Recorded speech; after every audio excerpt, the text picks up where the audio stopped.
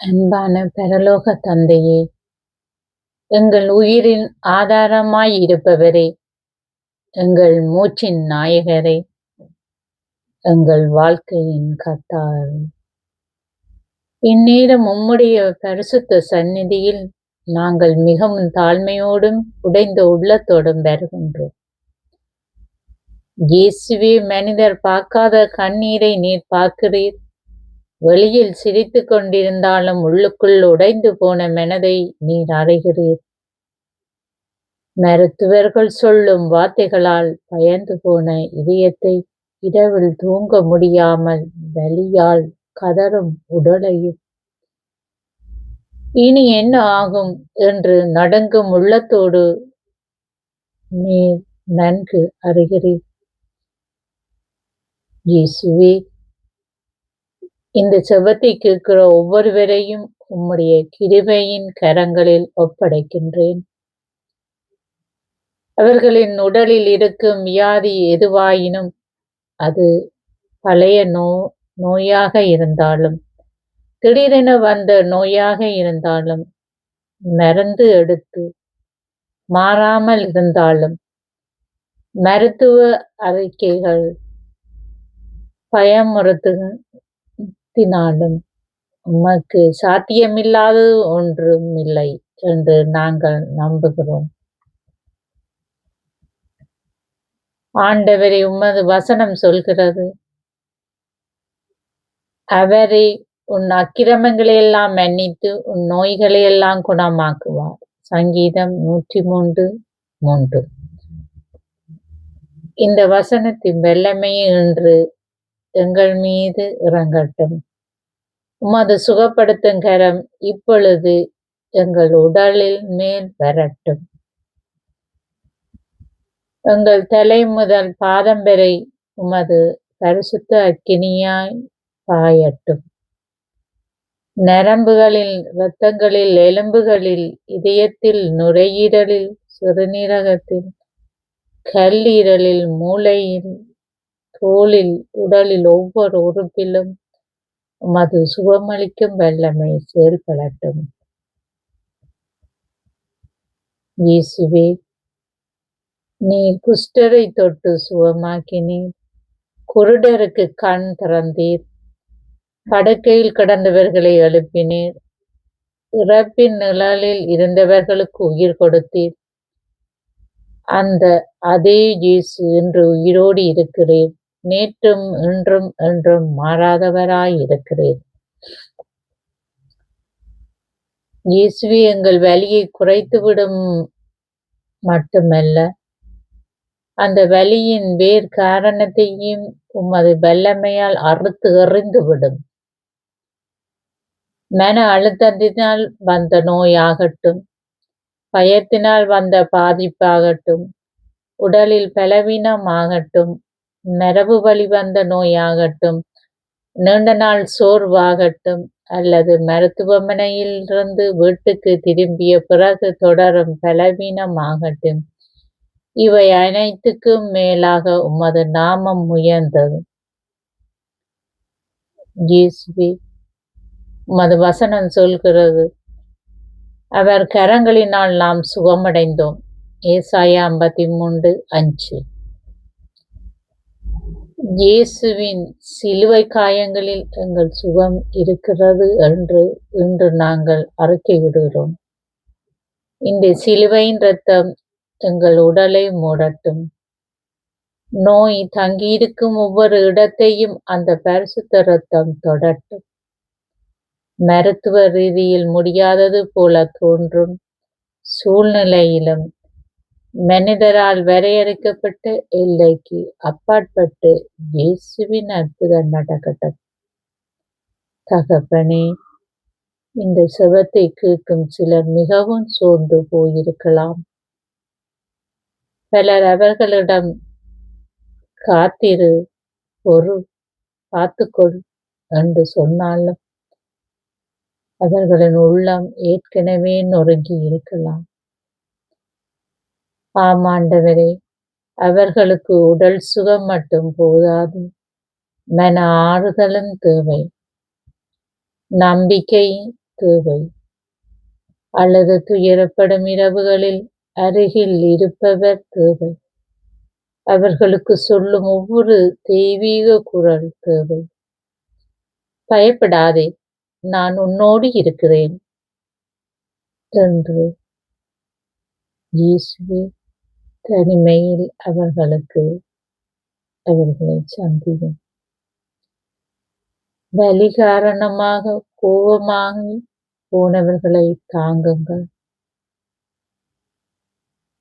ஏன் இந்த நோய் எனக்கு என்று மனமுடைந்தவர்களை ஆறுதப்படுத்துங்கள். நம்பிக்கை இழந்த குடும்பங்களுக்கு புது புது தைரியம் கொடுங்கள். நோயாளியை பார்த்து கவலைப்படுகிற தாய், தந்தை, கணவன், மனைவி, பிள்ளைகள், உறவினர் அவர்களுக்கு உமது சமாதானம் தேவை ஆண்டவரே. அவர்களுடைய உள்ளங்களை தொட்டு ஆசீர்வதியும். உமது வசனம் சொல்கிறது, இதயம் உடைந்தவர்களுக்கு கர்த்தர் சமீபமாய் இருக்கிறார். சங்கீதம் 34:18.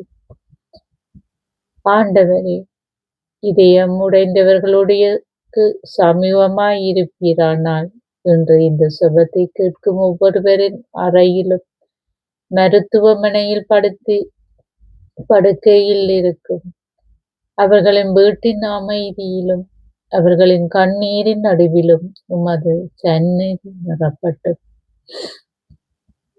கர்த்தாவே, சிலர் உடல் நோயால் மட்டுமல்ல, அதனுடன் வரும் பயம், சோர்வு, உணர்வு, உளைச்சல், நான் குணமாகுவேனா என்ற கேள்வி, என் குடும்பம் என்ன ஆகும் என்ற பதட்டம், நான் முந்தைய போல் வாழ முடியுமா என்ற சுவை, இவற்றினாலும் துன்பப்படுகிறார்கள். அவர்களின் உள்ளத்துக்குள் இப்பொழுது உமது சமாதானம் இறங்கட்டும். உமது வசனம் சொல்கிறது, சுமையையும் பாரமுமாயும் சிரமப்படுகிற எல்லோரும் என்னிடத்தில் வாருங்கள், நான் உங்களுக்கு இளைப்பாறுதல் தருவேன். மத்தேயு 11:28. இயேசுவே, நாங்கள் வருகிறோம். எங்கள் வலியும் வருகிறோம். எங்கள் மருத்துவ கோப்புகளுடன் வருகிறோம். எங்கள் பயத்துடன் வருகிறோம். எங்கள் கண்ணீருடன் வருகிறோம். எங்கள் பலவீனங்களுடன் வருகிறோம். எங்களால் முடியாததை ஒப்புக்கொண்டு உம்மிடம் வருகிறோம். எங்களுக்கு இளைப்பாறுதல் தாரும். உடலுக்கு ஓய்வு, மனதுக்கு சமாதானம், ஆத்துமாவுக்கு நம்பிக்கையை தாரும். இயேசுவே, மருந்து சாப்பிடுறவருக்கு அந்த மருந்தில் பலன் உண்டாகட்டும். சிகிச்சை பெற்று வருபவர்களுக்கு நல்ல முன்னேற்றம் உண்டாகட்டும். அறுவை சிகிச்சையில் காத்திருப்பவர்களுக்கு தயவு செய்யும். மருத்துவர்கள் கைக்கு ஞானம் கொடும். செவிலியருக்கு இரக்கம் கொடும். சரியான பரிசோதனை, சரியான தீர்வு, சரியான சிகிச்சை கிடைக்க அருள் புரியும். ஒவ்வொரு மருத்துவ முடிவையும் நீரே நடத்தும். இயேசுவே, மிகவும் தீவிரமான நிலையில் இருப்பவர்களை நாங்கள் உமக்கு ஒப்புக் கொடுக்கிறோம். ஐசியில் இருப்பவர்கள் இருந்தாலும், வீட்டிலே பலவீனமாய் கிடப்பவர்கள் இருந்தாலும், நீண்ட நாளா படுக்கையில் இருக்கிறவர்கள் இருந்தாலும், உமது கரம் அவர்களை தாங்கட்டும். நாட்கள் நீண்ட சிகிச்சையால் மனம் தளர்ந்தவர்களுக்கு புதிய பலம் கொடும். உமது வசனம் சொல்கிறது, கர்த்தாவே என்னை சுகப்படுத்தும், அப்பொழுது நான் சுகமாவேன். என்னை காப்பாற்றும், அப்பொழுது நான் ரட்சிக்கப்படுவேன். எரேமியா 17:14. இந்த வசனத்தை நாங்கள் நம்பிக்கையோடு அறிவிக்கின்றோம். கர்த்தாவே என்னை சுகப்படுத்தும். மீண்டும் சொல்கின்றோம். கர்த்தாவே என்னை சுகப்படுத்தும். எங்கள் குடும்பத்தினரை சுகப்படுத்தும். எங்கள் அன்புக்குரியவர்களை சுகப்படுத்தும். எங்கள் உடலில் செயலிழந்த பகுதியை உயிர்ப்பிப்பி எங்கள் பலவீனத்தையும் வலிமையாக்கும். எங்கள் கண்ணீரை சாட்சியாக மாற்றும். இயேசுவே, உமது நாமத்தில் நோய் விலகட்டும். இயேசுவின் நாமத்தினால் வலி குறையட்டும். இயேசுவின் நாமத்தினால் காய்ச்சல் அமைதியடையட்டும். இயேசுவின் நாமத்தினால் சாதாரண வளர்ச்சிகள் நின்று போகட்டும்.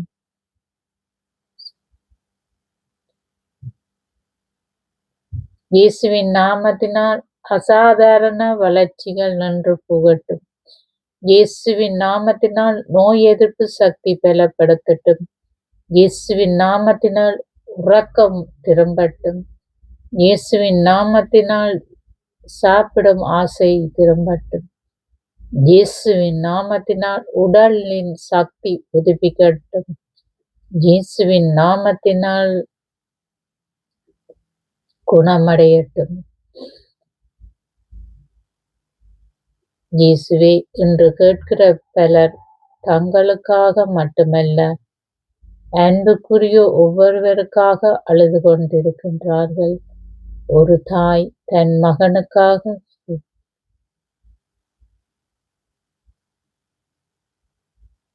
ஒரு மகள் தன் அம்மாவுக்காக செபிக்கிறாள். ஒரு கணவன் தன் மனைவிக்காக செபிக்கிறார். ஒரு குடும்பம் தங்கள் அன்பானவரின் குணமாக்குதலை எதிர்நோக்கி இருக்கிறது. அவர்களின் கூக்குரலை கேளும். அவர்களின் அவமானங்களை நினைத்து உமது தயவை வெளிப்படுத்தும். ஆண்டவரே, நோயால் வீடு அமைதி இழந்திருந்தால் அந்த வீட்டில் சமாதானம் வரட்டும். மருந்து செலவினால் பொருளாதார சுமை இருந்தால் கதவுகள் திறந்து அருளும். அழுகையால் நிரம்பிய வீட்டை சுதிப்பால் நிரப்பும். பயத்தால் நிரம்பிய மனதை விசுவாசத்தால் நிரப்பும். கடல்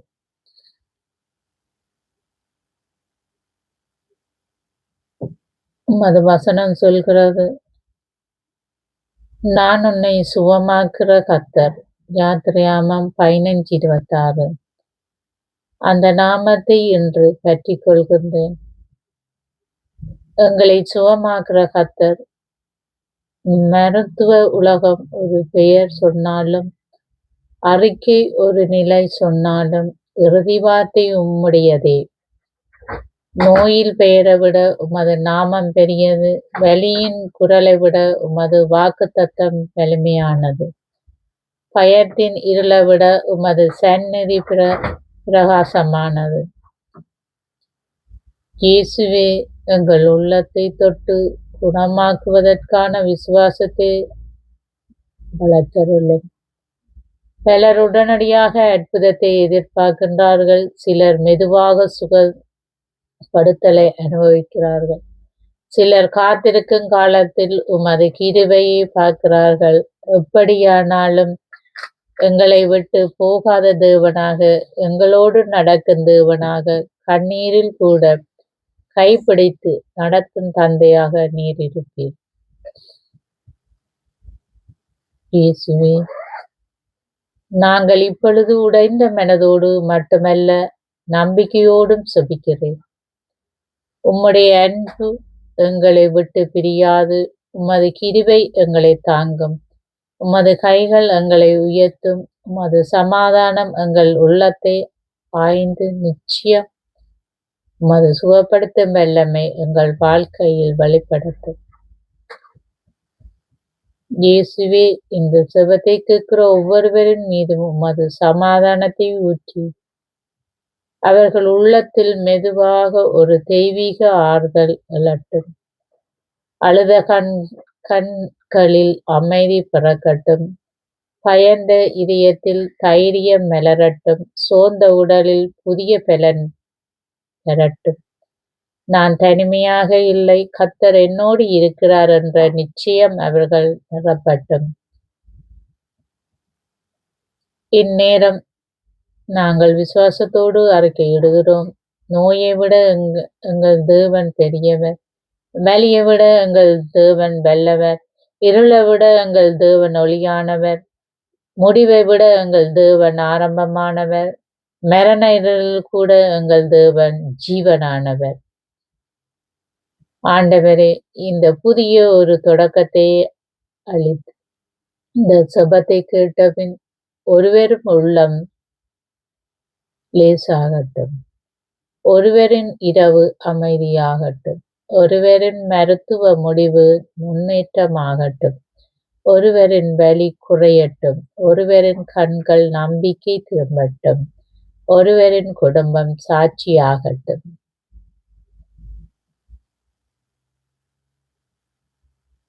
இறுதியாக ஆண்டவரே, எங்கள் உயிரிலும் உடலிலும் ஆன்மாவிலும் அனைத்தும் உமக்கு ஒப்பு கொடுக்கிறேன். நாங்கள் உம்முடையவர்கள். எங்கள் நாட்கள் உம்முடைய கைகளில். எங்கள் கண்ணீர் உமக்கு தெரியும். எங்கள் நம்பிக்கை உம்மிலே. எங்கள் சுகமும் உம்மிடத்தில். எங்கள் ஆறுதலும் உம்மிடத்தில். எங்கள் ரட்சிப்பும் உம்மிடத்தில்.